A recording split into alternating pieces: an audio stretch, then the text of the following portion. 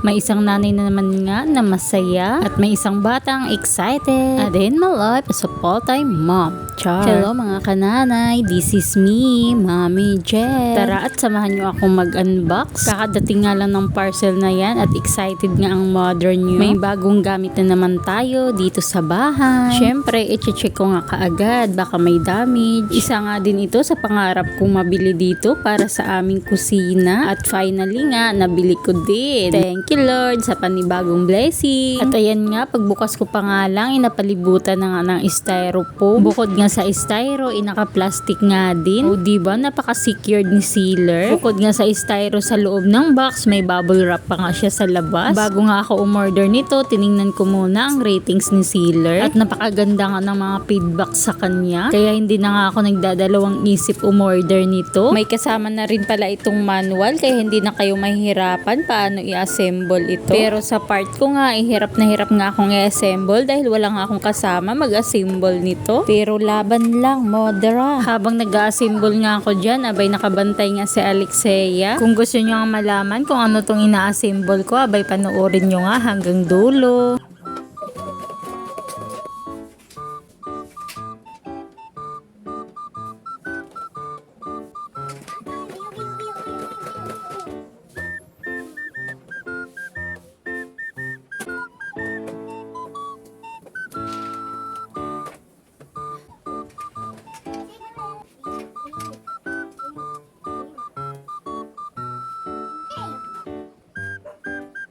Napapabuntong hininga na nga lang dyan ang modern nyo. Pero for the go na lang ang person. Nakakapagod din pala mag-assemble ng ganito. Pero pag natapos mo naman, napaka worth it ang pagod. Kayang-kaya naman kasi talaga i-assemble ito. Kaso lang wala kasi akong katuwang. Kaya nahihirapan talaga ako at super nakakapagod. May mga butas na rin kasi yan. Kaya lagay lang ng lagay ng tornilyo. At yung sa quality naman ay okay naman siya. Yung transparent nga, plastic nga lang yan. Pero matibay ang pagka-plastic nga dahil makapal nga. Parang ikaw, Char. Tumatagal naman talaga mga gamit natin na sa pag-aalaga lang din natin yan. Depende din kasi minsan sa ating paggamit. Pero sa tingin ko naman, ipang matagalan na nga din ito. Bukod nga sa aesthetic, matibay din ang mga material na ginagamit dito. Kaya sigurado talaga akong worth it ang bayad ko dito. At ayan nga, itinaas ko na nga dito sa table namin dahil nahihirapan na nga ako dun sa lapag. At ngayon ko pa nga lang nailagay itong sa stand niya. Muntikan pa nga makalimutan. At itong parang sa likod niya, dapat pala kanina ko pa yan nilagay bago ko ilagay yung nasa ibabaw. Dahil nga nandyan na yan, abay magkakalas nga ulit ako. Ngayon ko lang talaga napagtanto na dapat inuna ko nga ito ilagay kanina bago ko nilagay yung nasa ibabaw. Ayan tuloy, nahihirapan akong ipasok yan. Hindi nga naman kasi natingin sa manual. Nagmamagaling kasi. Char. Buti na lang talaga at matibay ang pagka-plastic niyan at hindi agad-agad nasira kahit ipinipilit kong ipasok.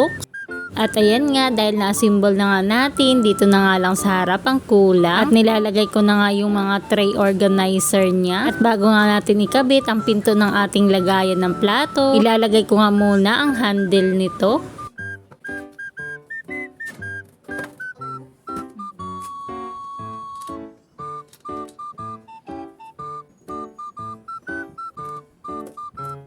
After ko ang nailagay yung handle, ayan, for the kabit-kabit naman ang person. Madali lang naman kasi ikabit ito. Kaya kunting kimbot na nga lang, matatapos na tayo. Kaya salamat sa pagsama nyo sa akin hanggang dulo. Kaya kung gusto nyo nga din ito, abay ilalagay ko na lang ang link sa comment section. At nung natapos ko na i-assemble, ayan, nilagay ko na nga agad dito sa kusina. O diba mga madra, ang ganda. Thank you Lord dahil unti-unti ko nang nabibili yung mga gusto kong gamit dito sa aming kusina. O siya, hanggang dito na nga lang muna ang aking video. Salamat sa panonood. See you in my next vlog. Thank you Lord sa panibagong araw na ito. Bukas po ulit.